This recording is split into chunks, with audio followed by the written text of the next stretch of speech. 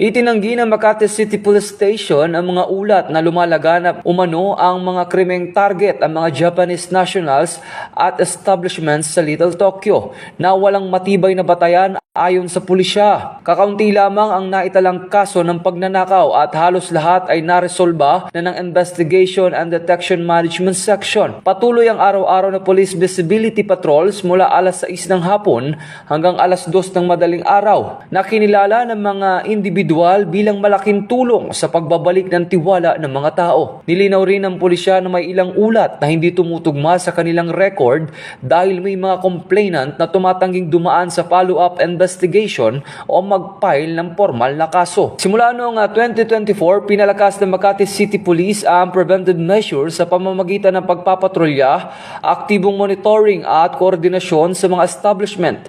Nitong ika-2 ng Disyembre, nakipagpulong si Officer in Charge ng Makati City Police Station na si Police Colonel Pedro Alagano Jr. kay Mr. Haruka Nishimura, ang Chief Security ng Embassy ng Japan upang palawakin ang ugnayan at talakayin ang dagdag na seguridad. Kasabay nito, tiniyak ng Makati City Government ang suporta sa PNP upang matiyak ang kaligtasan ng publiko ngayong Kapaskuhan. Ito ang bagong PNP para sa bagong Pilipinas. Serbisyong mabilis, tapat at nararamdaman.